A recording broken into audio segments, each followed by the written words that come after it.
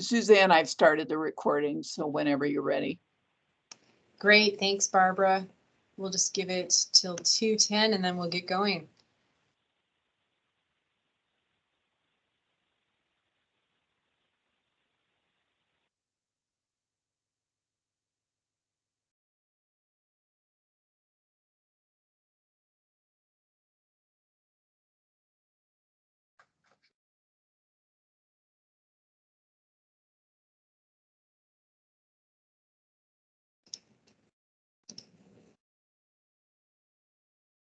Good afternoon, everybody.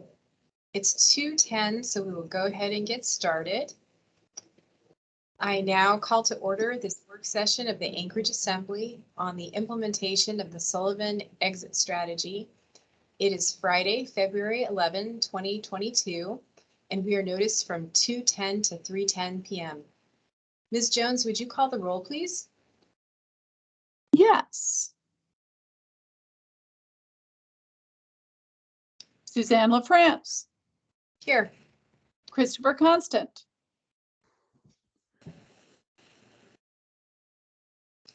Jamie Allard. Forrest Dunbar. Here. Crystal Kennedy.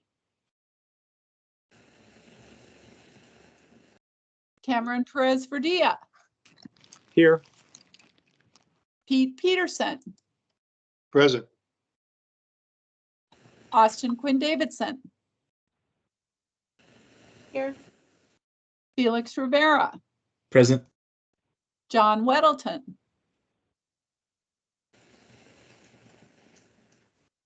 Meg Zalatel. You have a quorum, Madam Chair. Thank you, Ms. Jones. And we also have Ms. Kennedy on here with us too. She joined at 2:11 p.m. The presentation for this work session is available at muni.org. Click on Assembly, and at the top, click on Assembly Work Sessions and scroll down. We will have a presentation by the Anchorage Coalition to End Homelessness. And I believe Ms. Zalatel is on now. Yes, Madam Chair. So thank you for allowing the Anchorage Coalition to End Homelessness to present on its work for implementing the mass care exit strategy. I'm here in my role as interim executive director of the coalition, and I'm really just here to introduce wonderful staff we have with us today.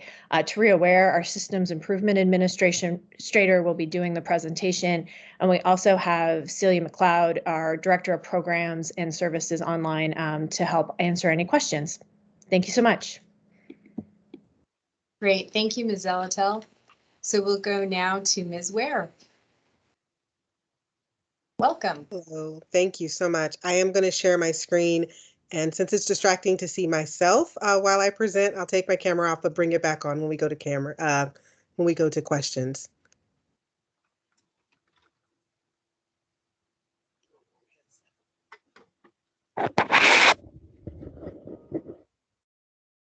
Isn't that interesting? 1 second. Oh. Okay. Can everybody, I think you can see, so I'm going to go with that. If you can't, we'll work on it. Thank you. So I am here presenting today the implementing the mass care exit strategy for the Anchorage Coalition to End Homelessness. My current title is the Systems Improvement Administrator, and just really excited to be here as we have been working on this with our community and our partners, and I know we're all ready for this to be implemented. We are very much supported by our board of directors, pictured here, and then also the staff. So just in case you don't see us all the time, you know who we are, and led by our interim director, Meg Zalatel. What we want to accomplish today, and as we're talking to community members and partners and providers, is first to identify what is being done, identify what partnerships are needed, and then identify what is missing.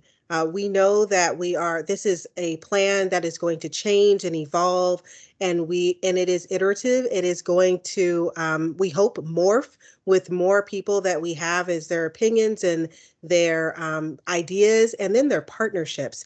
So this is just a little bit of what is to come. We envision a very complex system after mass care closure. And this is kind of where those beds are that we've identified. As you can see at the bottom, this is as of February 3rd, 2022. This is constantly changing. And as we're speaking to people, we're learning of new items, new ideas, new projects that are coming online.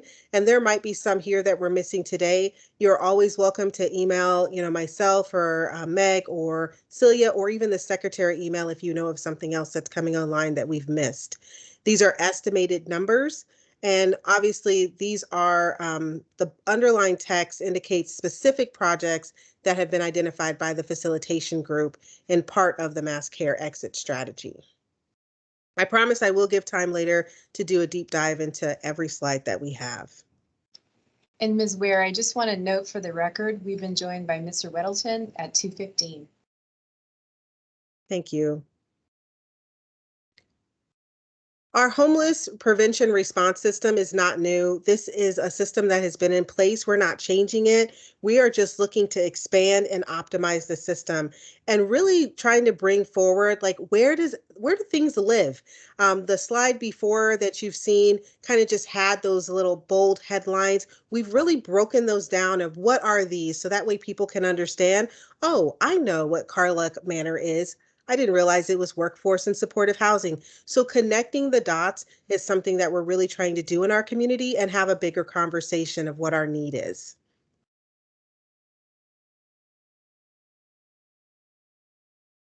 This is our timeline for the mass care exit. As of today, what we know is that June 30th is our exit, or when everything will be closing at the congregate site as far as Sullivan Arena. So how do we want to address this timeline? And we found a really wonderful way to kind of just put it all in a picture for you, that right now in February, continued data completeness, identifying options for persons experiencing homelessness.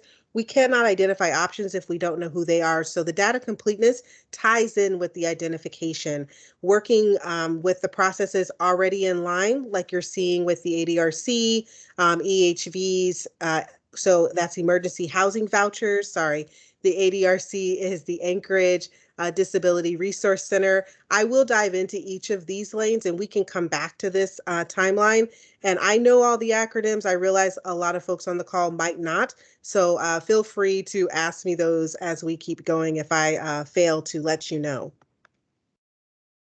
I think one of the other important things I want you to know from this slide is you're looking at where we say add or fully operational and capacities, that by May of 2022, as we're doing the math, as of today, it looks like we're adding 218 more units. And then for transitional living program beds, 150 more. So that is a significant amount for the work that the community has been doing and is continuing to do. This is the current map of our shelter capacity, again, for single adults only. And just as a reminder, single adults are those over the age of 25 that do not have children. Now, this is one of my favorite slides. It shows you where we are for shelter capacity and where we are going to hopefully be moving, not only for shelter and navigation, but residential treatment, and most importantly, housing. Really big difference. And again, this is an ever-changing system map, so we're hoping that the next time we are able to present to you, there will be more of those little sticky notes, and we might have to do 2 slides. Our problem statement is how to transition approximately 800 people experiencing homelessness into suitable placements when mass care facilities close. That solution is very simple, and it is housing. We have talked several times in the past about the low vacancy rates in Anchorage. There's been articles about those, making sure that we're understanding that our resources for shelter outflow is tied to units. So right now, because we have a low vacancy rate, then we are moving slower than anticipated because there's not those units to get them into. The rental assistance is available. You'll see it on other slides that we have the funds. We do not have the units. It also makes things more competitive. So if you have, Johnny, who is a person who's experiencing homelessness, and Susie, who is workforce able or not even in our homelessness system, who most likely would get that 1-bedroom apartment that becomes available with a private landlord or even some of our larger sites. Just trying to give a little bit better picture there. We are finding that clients in mass care continue to have unmet needs that complicate finding appropriate housing, and that with our partners, they are having workforce issues for as far as like case management to address each individual client or even to have caseloads that are reasonable at this time. And then, of course, we will add in COVID-19. I mentioned a little bit about the funding, lots of funding. I think the numbers around like the 7 million mark, if you're adding things together. These are all of the different funding streams as we know them. Again, underlined, it is not the rental assistance, it is the availability of units. So if we can just keep driving that home, I think that will be helpful for everyone. What does a successful exit from mass care look like? Success is measured in many different ways. This slide is so that way we can all understand that we're not measuring it just by housing people. We are measuring it in different ways. So the client gets the supportive services that they need so that later they can be housed when there's a unit available. There's additional capacity. So we know that in 3 or 4 months or a year's time, there will be this many units that can help those that are in a certain subpopulation or in a certain group. Clients obtaining eligibility for services while they're waiting a placement, like that's our work with the ADRC, which is the Anchorage Disability Resource Center, making sure that we're having all the documentation finished by the time or in conjunction with looking for an assisted living home, as it's a long process. As clients are receiving emergency housing vouchers, ensuring that we're looking at their rental history, we're getting those IDs, we're making sure they have transportation, we're partnering, with the landlord housing partnership to have that landlord lined up as soon as that emergency housing voucher is approved. And then, of course, braiding in all of the rental assistance, because a lot of these things can be packaged together that will increase the effectiveness of our housing stabilization funds. So we're trying to not just house people, we want to keep them housed. So those are two items that kind of go hand in hand. And then working at our coordinated entry system. And coordinated entry can seem complicated, but it really is a tool to utilize to help those that are chronically homeless to have that attention and to address all of the complex needs that they have at that time and pair them with an agency that is willing to take on that project and get them housed. So our coordinated entry team is essential, and you'll see that throughout almost every slide as we keep going forward.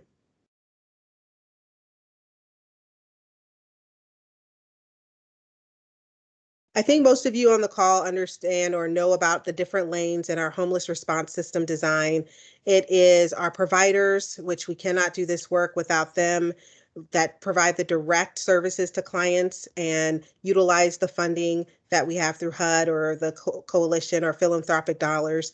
Government, who disseminates those funds. Of course, that's including HFC, who has a public housing authority and provides vouchers.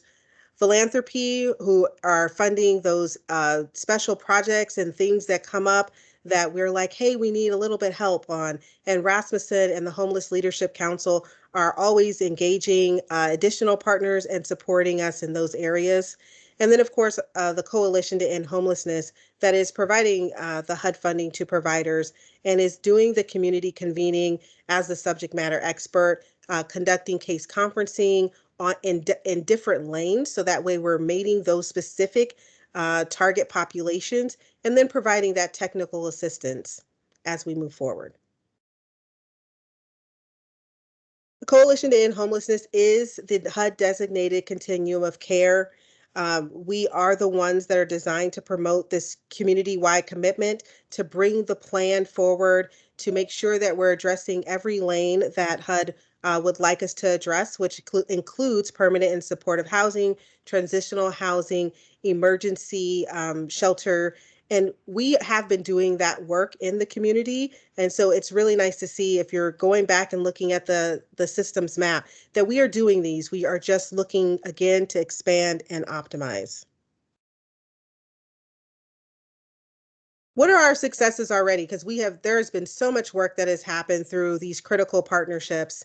One of the successes, obviously, was the $6 million appropriated by the municipality for those capital investments. And then those partnerships that we were talking about, philanthropy partnering on capital and property ownership opportunities, Catholic Social Services and Agnew Beck and the Mental Health Trust working with the Sockeye, WorldCap working on the workforce housing and permanent supportive housing, United Way's Landlord Housing Partnership, and then just current providers through our intensive case management system and outreach and coordinated programs. Where we're at now, we would not be able to be there without all of these partnerships, and we are looking for more partners. We can't stop where we're at. We're constantly asking people to partner, wondering where they can expand, where can we meet them at, how can they assist, or even just give us their ideas or their thoughts so we can move those forward. What is the COC doing?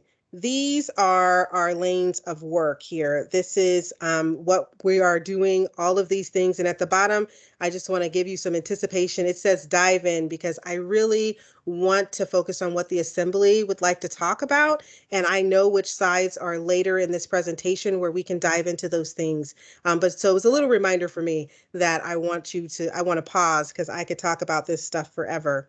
But really quickly, the first part here is participating in the facilitation group with the administration and the Assembly and Rasmussen on behalf of philanthropy. We have been in those conversations, and this is part of the work that is coming out of that. Then looking at how we're designing and implementing the Sockeye, which, and it says medical needs, individuals with medical needs, but we really want to say individuals with complex care. So we want to be sure to talk about that complex care. And then also looking at the implementation of like the Barrett or workforce and permanent supportive housing, working with United Way's Landlord Housing Partnership, working with the Anchorage Disability Resource Center for those that may require a higher level of care, which also ties into the Sockeye, deploying those emergency housing vouchers, which are good for 9 years. So this really provides some client stability. Moving into designing a rental and housing stability program for AHFC to administer to further assist those clients exiting mass care. Of course, the money is important because everything must pencil, leveraging those HUD dollars as far as the state and muni go. And then coordinated entry for clients. So we're, again, just prioritizing those folks in mass care for placement. And then the ongoing support for our permanent supportive housing projects, including the support that we have already given for the Providence permanent supportive housing project that is outside of the facilitated mass exit strategy. And then my favorite thing, ensuring data completeness. Again, data is really important as we're looking at utilizing HMIS more, or hoping that everyone is utilizing it in the right capacity, that data not only tells the story about our community, but helps us so that we can identify those folks and help them to put them in the right lanes to figure out how to help them to be housed and give them that stability that they need. I will pause here and yield to the chair to see if there are any questions or anything you want me to go into so I can go to those slides.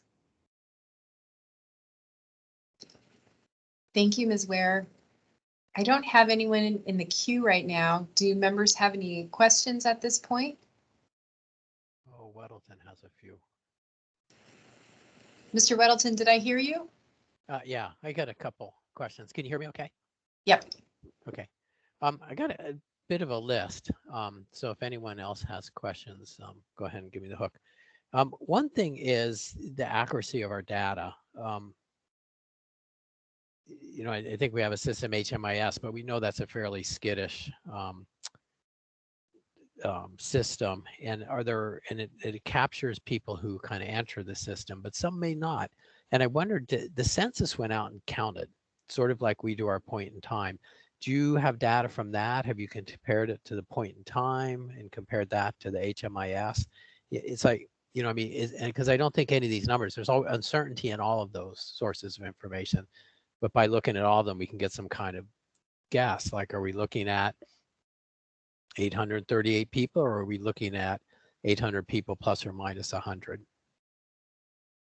Correct. Thank you for that question. So I can go back and say that we have made a lot of huge efforts for the data cleanup. And the great thing about data cleanup is that that's why you're seeing those numbers constantly change, because people are doing the cleanup, getting rid of your duplicate entries, making sure that, like, if Johnny was housed, that the house date was in there, and if he becomes unhoused, that we have him back in the system, and pairing that with the coordinated entry. Now, the PIT count, or the count you were referring to, just happened last week, so I don't have the data there. But I can tell you that once all the data is in, there will be a conversation to compare. And also, when we're sending that information into HUD, we need to know how our city, how our state is represented, and make sure that we can have those conversations on either why the numbers are, worse or better than last year, or whatever that conversation is. So yes, we do compare the data, and more than happy to come back with you and talk about data, because I love it. And it is, just want to make sure that everyone understands it is constantly shifting. But I believe right now it is around the like 500 in the congregate site, and then those other sites are pretty full. So we're still looking at the 7 to 8-ish range of folks that are considered to be actually homeless right now that are in our system. Does not include those that are choosing or who are not in the congregate or non-congregate sites. Right. So do we have an estimate of that? I mean, how many people are in the woods or?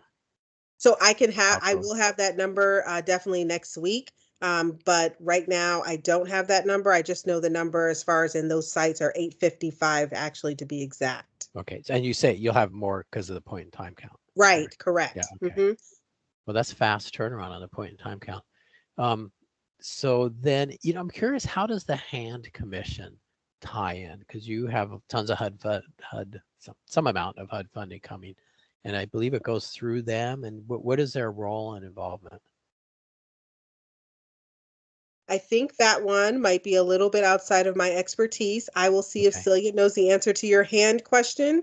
I'm sorry, I don't have that answer. I've actually been trying to get in a hand meeting, but I don't have the answer to that question at this moment. But I will get back to you if Celia doesn't know right now, or if you give me a second, I might have a note here, but I apologize, I don't have it right this second.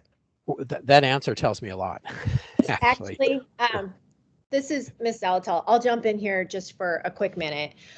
So HUD funding, there are two streams of HUD funding. There's the COC stream of HUD funding and the MOA administered stream of HUD funding.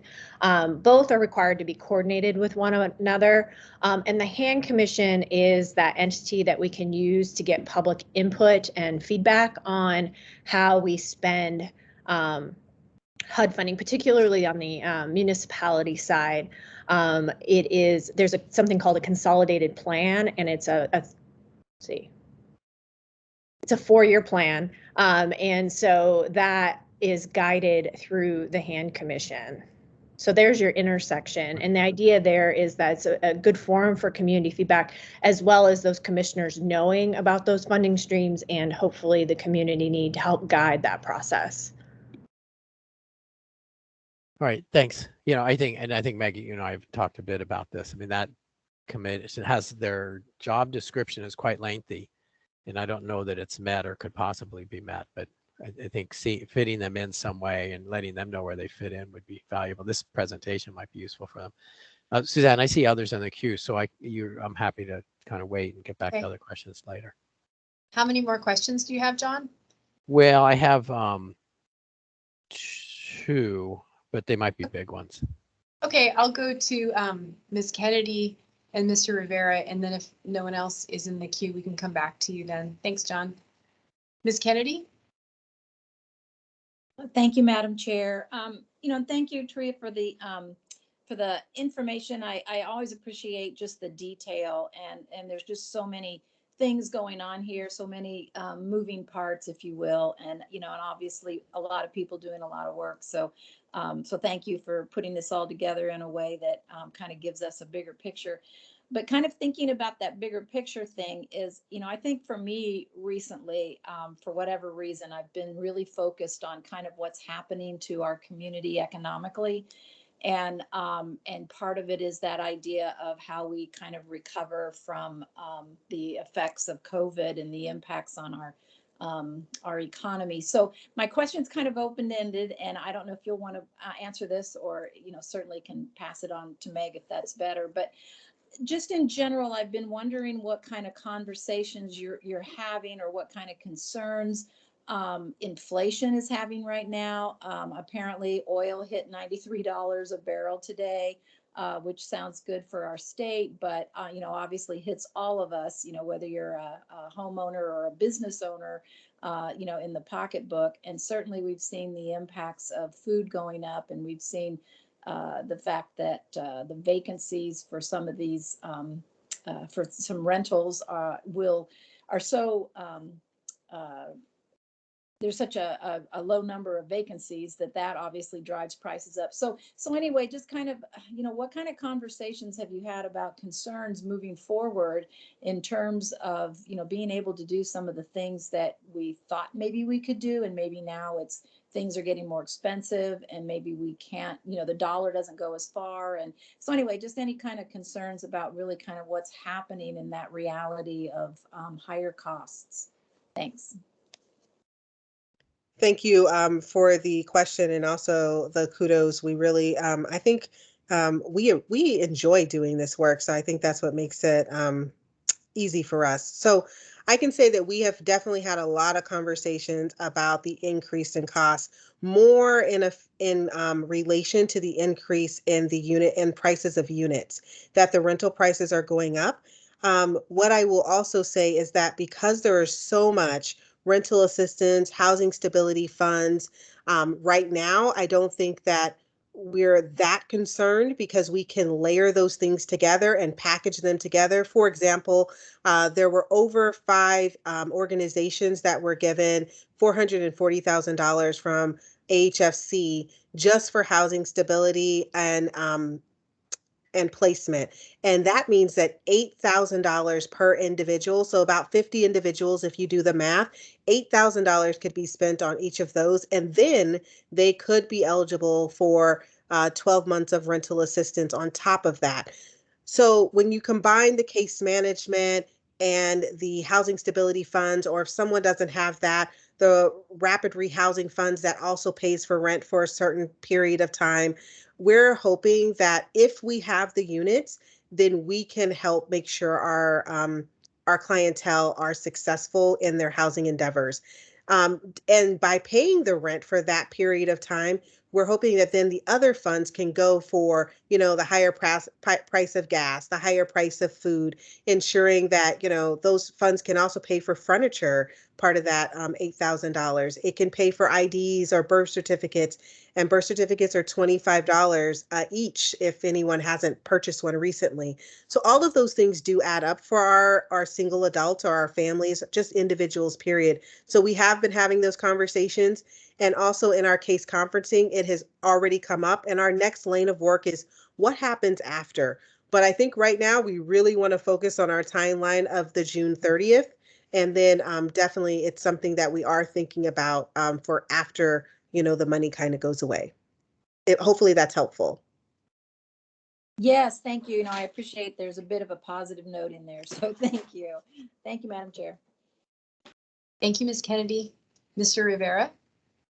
Yeah, thank you, Madam Chair. So I know there's a lot left in this presentation, so I will just go ahead and quickly go through my questions and if you have quick responses, that'd be great. Otherwise, feel free to just email me any responses that you have.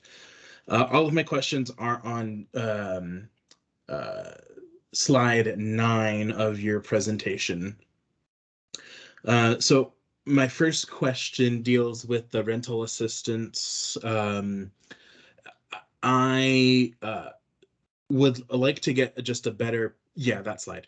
I would like to get a better picture of what this exactly looks like and why this is occurring, and just get a better picture of how vouchers play into this and just the whole system in general on that third bullet point. Curious to learn more about that fourth bullet point regarding mass care unmet needs and what that looks like. And then on that last bullet point there, regarding workforce issues, just curious to see sort of what are some of the strategies to dealing with those, because we are going through the process of purchasing all of these buildings and getting all of this work done, but unless there's actually the workforce to be able to staff those buildings and get the work done, then that's a little concerning to me. So those are some of the issues I'd like more information on. And then last, just to respond a little bit to Mr. Weddleton's comment around the hand commission. As folks probably remember, the hand commission was one of the commissions that the internal audit suggested that we either, I don't remember exactly what the suggestion was, if it was for us to not, to end that commission, to sunset it, or to work with that commission to narrow their scope. I forget which of the recommendations internal audit made, but we did decide to continue this commission with, I think, the idea of seeing if there's a way to narrow their extremely long scope right now. So that is a project, as far as I know, that really hasn't gone anywhere yet, but I think there is a desire to move forward on that. So the hand commission can hopefully have a little bit more of manageable expectations and a little bit more direction versus, having 1,000 things to do and not knowing how to even get started. So wanted to provide those comments and questions. Thanks. Thank you. Okay, so I'm gonna probably answer them out of order, but I will say for your question about number 5, so when it comes to the workforce issues persisting, what we're having conversations with our partners about is asking them what is their current capacity, asking in specifically, if nothing changes, if you can't hire a new staff, can you do this? And if not, what do you need to do that? So those conversations have been had. So everything that we're asking to come online definitely will be fully staffed and operational. For new projects, it is the first conversation we're having is how do we make this work? How do we ensure that there is staffing that is available? And every program looks different. Something like the Sockeye might need, two staff per floor. Something like the Barrett might just need one staff 24 hours because of the fact that each unit has their own case manager that might be in several different agencies. Johnny might have one at CSS, where Susie has a case manager over at Alaska Behavioral Health. So that need to not be all things for the building could change what kind of staffing each location would need. So it is program specific, which is why we're helping to implement those things. The other thing I can say about the workforce issue is that they are looking to hire new staff. And with some of this new funding that is coming on board, there is opportunity for new staffing to basically pay for a staff to do this specific work. And then we have seen some really great partnerships. For example, I know CSS has partnered over with CITC as far as using someone to help with the ADRC process. And so those are those that need higher levels of care. Someone that, hey, I know a list of care coordinators and I will do this process for the waiver for you so your case manager can engage with the client in a different way. So those partnerships have been happening. And I want to say that because we're putting people in the same spaces, that has made that possible. And I'm not saying that it's just ACH. I think our partners have said, hey, we can do this. And they have felt the freedom to go do that. Now, for your third point, when it comes to rental assistance availability, so yes, and we've said this a ton, which is the money is here, but not the units. But also when we're looking at braiding in the other funds, I want to kind of talk about the landlord housing project first, and then move over to the EHV, because both of them answer your question a little bit more. And I am happy to do that deep dive in those slides we didn't get to. So this slide is about the Landlord Housing Partnership through United Way, and they have actually been intentional about reaching out to private landlords to see if they will lease up those that are experiencing homelessness. This happens through education and incentives, and then a risk mitigation pool. So when we talk about incentives, we're talking about $1,000 when you lease up someone who has been identified in our system, working with case management, has identified that person, and you lease them up, you will get $1,000 for leasing up Johnny. And then if Johnny stays housed for 6 months, then you will get another $500 as an incentive. If Johnny leaves and does, damage to the unit, Landlord Housing Partnership will you will have access, the landlord will have access to $2,500 for those damages, as long as they provide, the receipts and the documentation. If it is someone who is a sexual offender or has drug offenses, the incentive is even higher.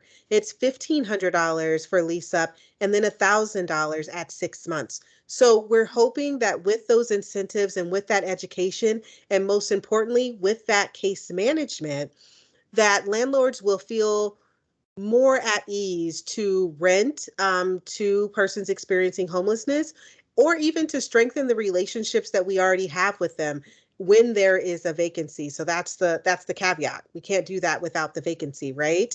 But the Landlord Housing Partnership is doing those weekly Zoom meetings, and they're doing cold calls, and they're doing emails.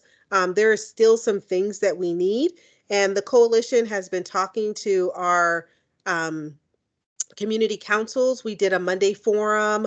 We've done several things, and we'll continue to drive it home that we need units, and hoping that everyone else who's having conversations will be saying we need more units, and hopefully those will come online. So that's your question on kind of like braiding in the Landlord Housing Partnership. And then when we talk about EHVs, which right now we only have 96 of those. Hold on, let me move to that slide. How EHVs work is, like I said, it's 9 years of rental assistance. So this will help someone be stably housed, and it moves with them. So in some cases, certain projects that are coming online, let's say the Barrett, there may be some rooms there that the voucher can actually be utilized. And now that person can be in that unit, get the rental history, have the lease that they need to have, and actually be stably housed. And still, at the same time, we're going to put them on the wait list for public housing. When other opportunities open for permanent supportive housing that might be longer term, we're going to make sure they're on those wait lists. But at least we're addressing the individual where they're at right at this moment. And those are utilized through the coordinated entry system and working with our partners for referrals. It's not an easy process, but it is something that we are working to move quicker through so we can get those 96 vouchers spent by September. I think the other thing I forgot to mention was that a lot of our funds are time sensitive. So the reason why we are really trying to ramp up and hone in on this timeline is that we need to spend these funds now. Some of them go until 2023, but we want to get as many folks housed and as many units online as we can right now. And let me just pause you there, Ms. Ware, and I know that Mr. Rivera, I hadn't gone back to you for follow-up. Mr. Weddleton has a question on this slide. Sure. Yeah, so this one puzzles me a bit because we say emergency housing vouchers. And then we say up to 9 years. I said it's a pretty long emergency, whereas I think emergency is like pretty right now, but short term. So clearly something's out of sync there. And then also if the funds run out in 2023, that's not 9 years. So how does all that connect? Right. Okay. So this is a HUD requirement. So emergency means like they are currently homeless right now. That's the emergency. They have no place to be right now.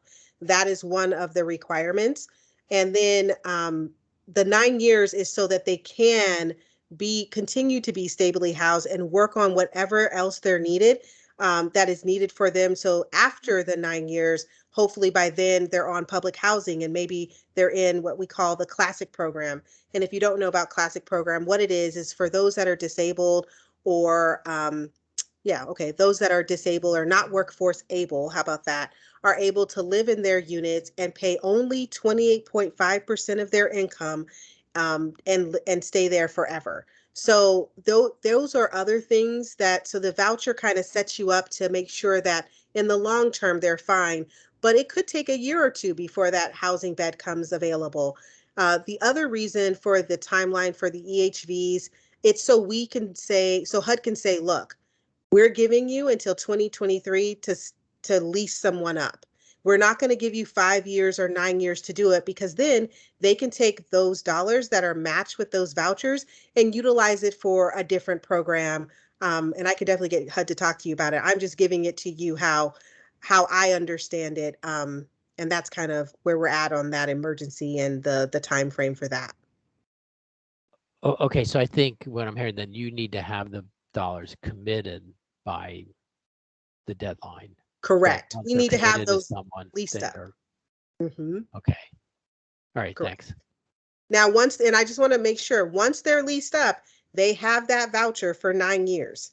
And the voucher also can move, like I said, move with them. So if they're, not able to stay, with this landlord, they can move that same voucher to somewhere else. They can move it out of state, to be with family, especially as, people get older or realize they have other needs. So this voucher is a great opportunity for those that they might not have any other time. Thank you, Ms. Ware, and thank you, Mr. Weddleton. I don't see anyone else in the queue, so if you want to go ahead and continue, Ms. Ware. Awesome, thank you. And then if I can just come back here, just in case no one knows, that the emergency housing voucher is different than the housing choice voucher. So the housing choice voucher, which is not on here, is something that AHFC disseminates on a timeline. I don't know what that timeline is, but there's a lottery that comes out and everybody knows about it and it's posted. And there's 30 days for people to apply for this lottery. And then once it closes, they will call people as their number comes forward and give them the opportunity, if they qualify, to shop for a unit anywhere in our community or in whatever, the municipality of Anchorage, to utilize that voucher. So it's a different voucher. So this is an addition to the vouchers that AHFC already has slotted for our community. So it's actually pretty awesome. Now, to go back to Mr. Rivera's question, the other slide I will get back to you on, or the other question, Mr. Rivera, is the one about clients in mass care continue to have unmet needs that complicate finding appropriate housing or placement. So I will get back to you on this one with more in depth. I can tell you right now, it does surround like application fees, having an ID, needing assistance, with transportation and having those funds available. Also being able to be located at the time of appointments. So there's a lot of things that complicate finding appropriate housing. And then of course, if you're looking at, making 2.5 times the rent or even criminal history, those things complicate that at this moment. But I can definitely get you an exhaustive list, or at least the list as we know it.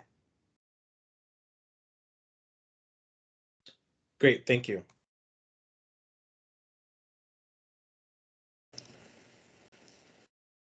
Thank you, Ms. Ware. I don't see anyone else in the queue, though I know, John, you had a couple other questions at the beginning.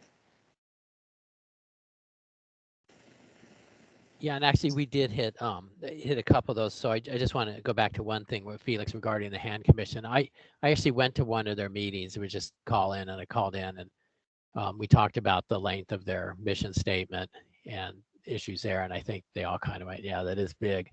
And I know Julie Colombe, who's a Southsider, we've gotten to know, and she is on there now, and she's fairly committed to streamlining what they do and figuring out ways to be effective. So I mean, that was a baby step. So I wouldn't say that all is in line there, but I did poke my head in anyway. Thanks. Thanks, John. Do any other members have questions or comments?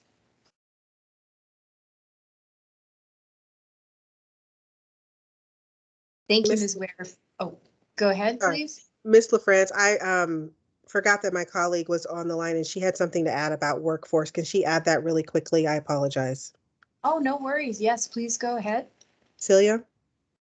This is Celia McLeod. I'm the Programs and Services Director at ACEH. This was in response to Ms. Kennedy's comment. The other part about the workforce that's on the top of my mind is, I think, the same concern that a lot of our other nonprofits and our business sector face, which is finding good staff and keeping them is really hard. This work is different than other office work and requires a particular skill set or requires skill sets that they're often emotionally draining. So one of the other sort of impacts going forward post-COVID and recovery is our own internal workforce and staff turnover. And we've seen a lot of the same things in our sector that we see in other areas.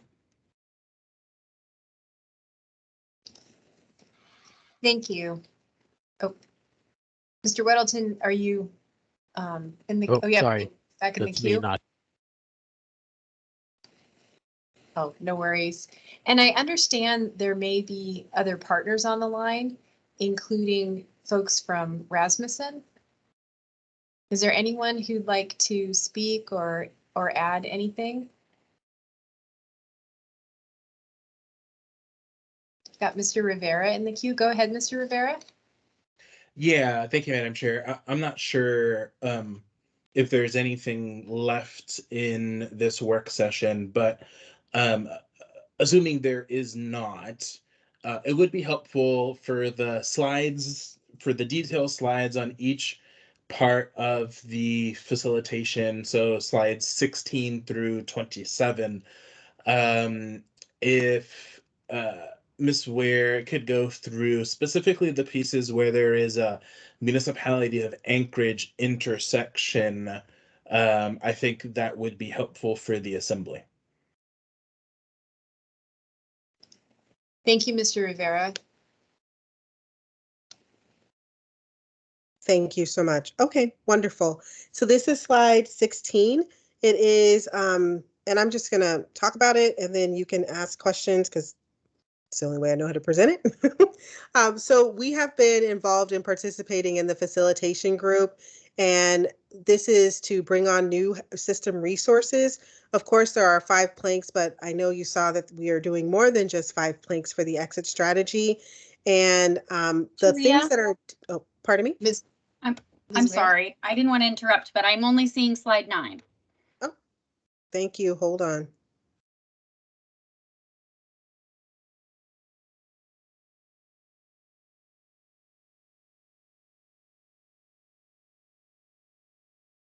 Is that better? Yes. Thank you. Appreciate that. So this is, as I was stating, what is additionally needed when it comes to the municipality are the better coordination of the resources that can support the operations of the expanded homeless prevention response system. So that's more looking at that funding, which includes the capital investments from the state and philanthropy. Specifically, the home or ARPA funds are what we're really talking about. And so when we're talking about those go for like property acquisitions. And then when we're talking about also the funding that comes in the municipality, those one-time HUD funds that support, like with the CARES Act, and again, the home artifact, those can be really helpful as we're bringing these forward. I know that the municipality, and it is on here, yes, that the support for our permanent supportive housing project, that has already been done. Again, these slides were created before some of these projects kind of moved along. So thank you for that. So that is that Providence supportive housing project that has been supported by the municipality. Does someone have questions about this slide?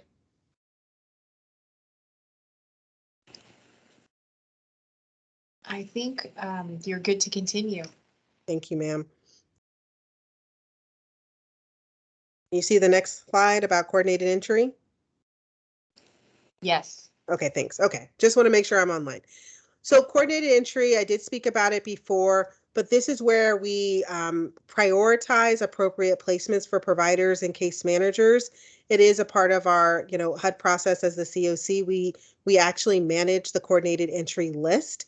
So what we need as far as from the municipality is to ensure that data entry and completeness is happening at all mass care locations. I know that this was started by putting that that data must be entered into HMIS, into those contracts or grant agreements, and just continuing that process. And then the coalition would be making sure that there was sufficient funding and capacity at with ICA or whoever the HMIS vendor is for new projects and data cleanup.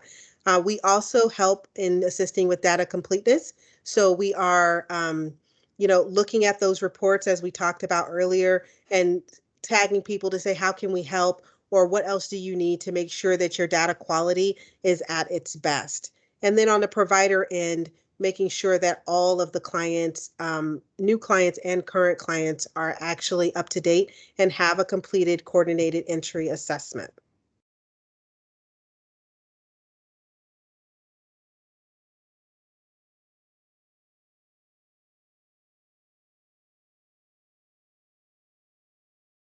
So this is more of a deep dive into, and I don't have the number of slides, so I think it was 4 slides I'm supposed to going into on permanent supportive housing projects. Kind of the same thing I was saying before. This is already kind of happened already with the Providence Permanent Supportive Housing Project or PSH project. And as other projects come online, asking for that additional support through the assembly and also utilizing those funds with through the state of Alaska so we can tie all of those in together to make the project work. And then I did speak about the landlord housing project.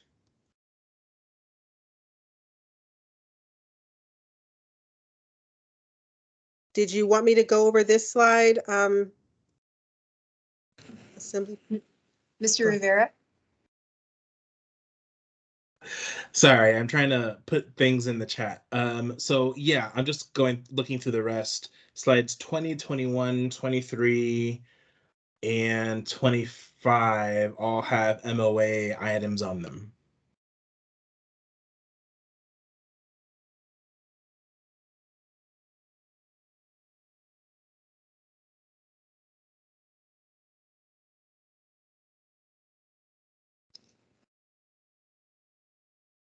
Ms. Ware, do you want to go ahead and go through those slides?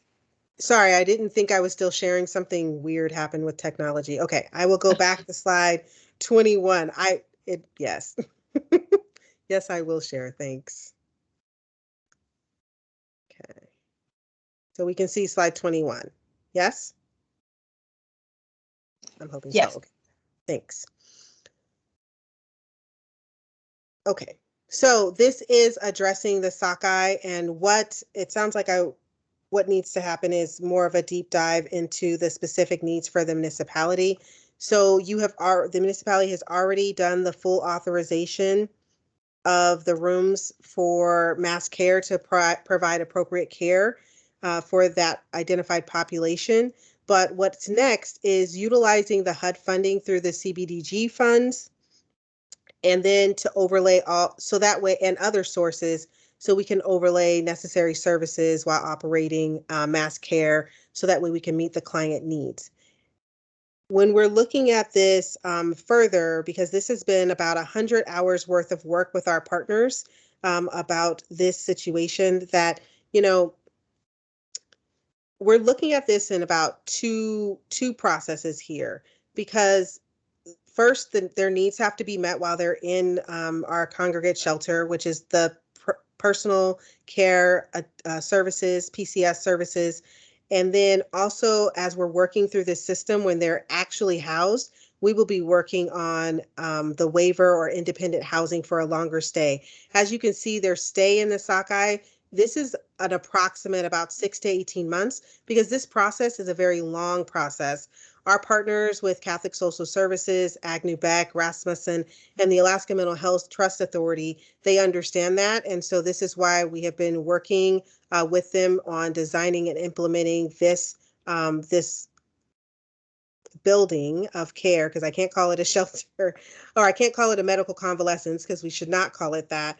But already making sure that when we're utilizing these HUD funds, the HUD funding is actually going to make this pencil. So if I can kind of just take a little, like divert a little bit, it is really difficult to have like shelters pencil. I think if you're talking to shelters providers, they cost around $4 million to operate. And so when we're looking at kind of looking at this program, utilizing some of this HUD funding, even if and one-time funding, will help this program work and pencil and move through, so that way we can help those in our community that have those higher level of needs. This pencils better than actually a shelter, and on another conversation we can definitely look at the numbers, but I have told you exactly, you know, what that is for what we know at the coalition. The other part is, I guess after we're getting this funding, there needs to be a consolidated plan amendment process, which I'm sure all of you know way more about that than I do. Okay, and then moving back. So we talked about those. So this one here. So this is more in reference to the Barrett as far as workforce and supportive housing, permanent supportive housing. At the Barrett, there looks to be about 93 units in a hotel conversion. There are more single room occupancy. That's what SRO means. And they will have the lease for months to month. So for the municipality, we need to assess and utilize the 2021 home and ARPA grant funds to jumpstart the program. For hotel conversions, when we're looking at like nationwide, Anchorage is really behind because the hotel conversions have been happening in other communities for a long period of time. So really, we're trying to get on the bandwagon and ensure that we're catching up to the work that has been happening. So we're working with those that actually are housing programs like Rural Cap or Neighbor Works, and looking at combinations. So this is why you're seeing the workforce and the PSH together, as it helps it pencil when you're looking at funds and opportunities and even clientele, building that community. Hotel rooms are not the traditional way that we think of housing, but it is a gateway. It provides that lease and that rental history that a lot of folks that are experiencing homelessness don't have. It provides, like we said, the stability and the ability to save money, so that way they can move to the next thing, whether it's their own apartment or it's or it's another transitional living program. There are many different reasons why clients choose to live in certain areas. And we know that one of those is a sense of community. So we can use other funding streams and rental assistance with this project. This is what we talk about, braiding in those funding streams to make sure that this item does pencil, but not even just that, to help our clients to move forward. So for example, a room at the Barrett, I think I said this before, some of those can use those EHV vouchers for the 9 years. A lot of them can use those housing stability funds. Home for Good clients could go here. So there is a lot of opportunity to make sure that we are really mixing and using those other funding streams that are available. I do want to hit on this AHFC one. I know it's not really MOA, but just so everybody is aware that the AHFC, like, they are amazing partners, and they're looking at different properties and ensuring that they're being good partners, but it is hard to utilize their assets if we're not ready with the ones that we have. So if they're giving us the 440,000, we have to have those units, right? So making sure that when they're ready, we are. So again, going back to that timeline and accessing these home funds are really vital so we can move forward on those projects and other projects coming forward. And I will just end on this slide with a lot of these programs in other communities. This takes about a year to come online. And we are looking at making this come online in a quarter or two. So it is challenging. It is great work, but it is definitely a fast timeline. We are up for the challenge, but the funding and making sure that all of those things kind of line up and there are no delays would really be helpful so we can get people into those units. Do I have questions here? I know I said a lot about hotel conversions. Thank you, Ms. Ware. I don't see anyone in the queue right now, and we are just about at the end of our time for today. Do members have any questions or comments?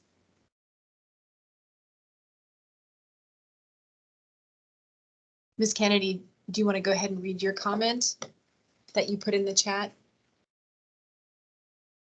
Thank you, Madam Chair. I just wanted to thank, I'm not sure who it was that actually made the comment about kind of the challenges with being able to hire people and keep them because this is kind of a stressful industry to work in. So anyway, I just wanted to say thank you. Thanks. Thank you, Ms. Kennedy. And thank you to our presenters today, the folks from the Anchorage Coalition to End Homelessness, Ms. Ware, Ms. McLeod, Ms. Zelatel, thank you for being here today and sharing this information with us. Seeing no one else in the queue, and given that we are at the end of our time, I will go ahead and adjourn this work session. Thanks again and have a great weekend. We are adjourned. Thank you.